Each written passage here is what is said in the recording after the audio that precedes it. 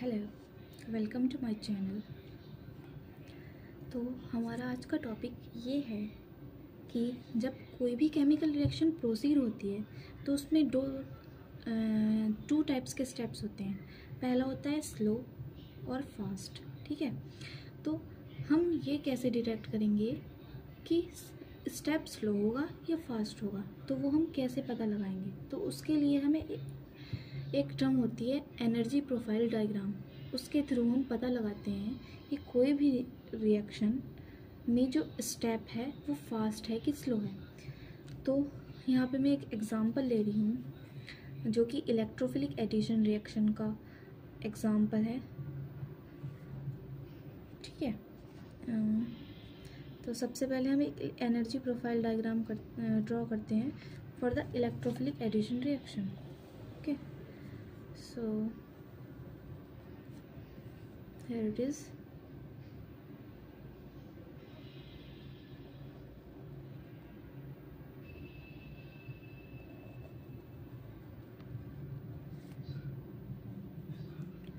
ये हो गया हमारा रिएक्टेंट, ये हो गया हमारा प्रोडक्ट, ये हो गई ट्रांजिशन स्टेट फर्स्ट, ये हो गई ट्रांजिशन स्टेट सेकंड। तो ये जो हमारा डायग्राम है, एनर्जी प्रोफाइल डायग्राम है, इसमें हमारी दो ट्रांजिशन स्टेट होंगी, यानी कि दो स्टेप में रिएक्शन कंप्लीट हो रही होगी। तो उसके लिए हम पता लगाएंगे कि कौन सा स्टेप स्लो है तो और कौन सा फास्ट है। ठीक है, और ये यहाँ इस एक्सिस पे हमारी होती है एनर्जी और ये होती है हमारी प्रोग्रेस ऑफ रिएक्शन। ठीक है, प्रोग्रेस ऑफ रिएक्शन। तो सबसे पहले हम क्या देखते हैं, इस एनर्जी प्रोफाइल डायग्राम को समझने से पहले हम दो टर्म देख लेते हैं कि क्या क्या होती है। सबसे पहले होती है एक्टिवेशन एनर्जी। तो एक्टिवेशन एनर्जी क्या होती है? The minimum amount of energy जो किसी सबस्ट्रेट के पास होनी चाहिए, सबस्ट्रेट कह दो या रिएक्टेंट कह दो, तो the minimum amount of energy जो किसी सबस्ट्रेट या रिएक्टेंट के पास होनी चाहिए जिससे कि केमिकल रिएक्शन प्रोसीड कर सके।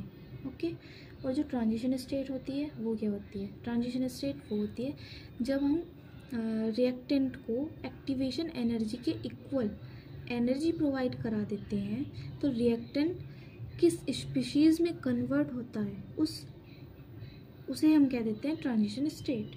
ठीक है, तो ये तो हमारी टर्म्स हो गई। और जो हमारी एक्टिवेशन एनर्जी होती है उसे हम डिनोट करते हैं EA से। ओके, और ट्रांजिशन स्टेट को हम TS बोलते हैं। ओके,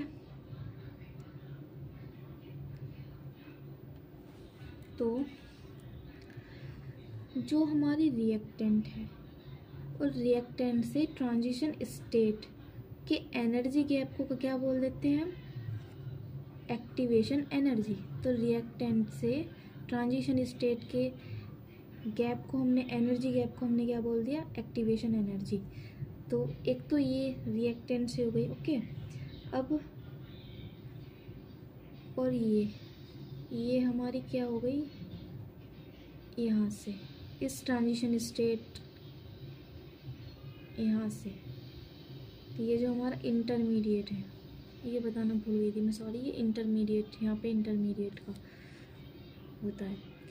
तो इंटरमीडिएट से ये ट्रांजिशन स्टेट सेकंड की जो एनर्जी गैप होती है इसे क्या देते हैं? Activation energy. ये एक्टिवेशन एनर्जी 1, ये एक्टिवेशन एनर्जी 2।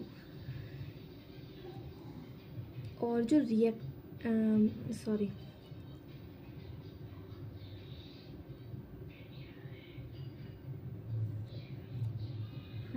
अब हम एक टर्म और देख लेते हैं कि अब हमें पता लगाना है कि ये जो रिएक्टेंट है और ये जो प्रोडक्ट है, इन दोनों के एनर्जी गैप को क्या बोल देते हैं हम? Delta H। ये यहाँ से, एक मिनट में पेन चेंज कर लेती हूँ। तो ये यहाँ से रिएक्टेंट से इस प्रोडक्ट तक के एनर्जी गैप को हमने क्या बोल दिया?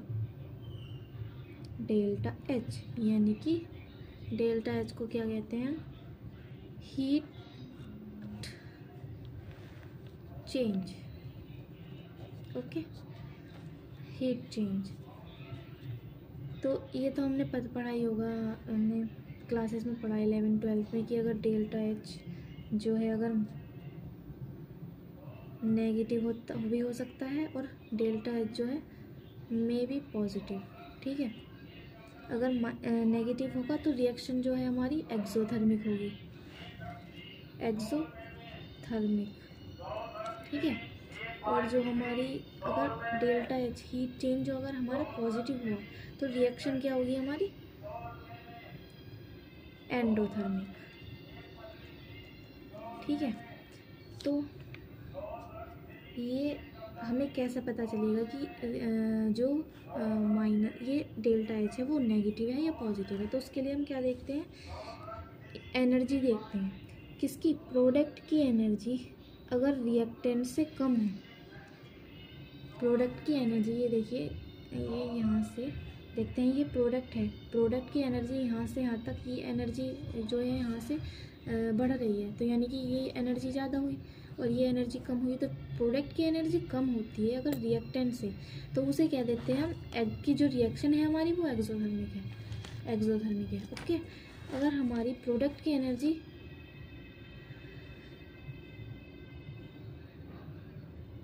रिएक्टेंट से ज़्यादा होगी तो उसे क्या देते हैं हम, एंडोथर्मिक रिएक्शन। ठीक है, और जो एक्टिवेशन एनर्जी होती है वो हमारी प्रोपोर्शनल होती है रेट ऑफ रिएक्शन के। ठीक है, ये इम्पोर्टेंट पॉइंट है, नोट कर लेना कि जो एक्टिवेशन एनर्जी होती है वो रेट ऑफ रिएक्शन के इन्वर्सली प्रोपोर्शनल होती है, यानी कि जब एक्टिवेशन एनर्जी, अब हम देखते हैं यहाँ से रिएक्टेंट से ट्रांजिशन स्टेट फर्स्ट की जो एक्टिवेशन एनर्जी है वो ज़्यादा है, यानी कि अगर एक्टिवेशन एनर्जी ज़्यादा होगी तो रेट ऑफ रिएक्शन कम होगा। रेट ऑफ रिएक्शन कम होने का मतलब क्या होगा कि जो रिएक्शन होगी, जो रिएक्शन होगी वो स्लो होगी। ठीक है, और जो हमारी अगर मान लें हम ये हमने देखते हैं कि जो EA2 यानी कि एक्टिवेशन एनर्जी सेकंड है वो कंपैरेटिवली एक्टिवेशन एनर्जी फर्स्ट के कम है, तो यानी कि एक्टिवेशन एनर्जी जो है कम है। ठीक है, कम है तो हमारा जो रेट ऑफ रिएक्शन होगा वो ज़्यादा होगा। अब रेट ऑफ रिएक्शन ज़्यादा होने का मतलब जो हमारा स्टेप है वो फास्ट होगा। दैट्स ऑल, बस यही समझाना चाहती थी मैं। तो प्लीज़ अगर वीडियो पसंद आए तो चैनल को सब्सक्राइब करें और फीडबैक ज़रूर दें ताकि मैं अपनी मिस्टेक्स इम्प्रूव कर सकूं। Okay, thank you.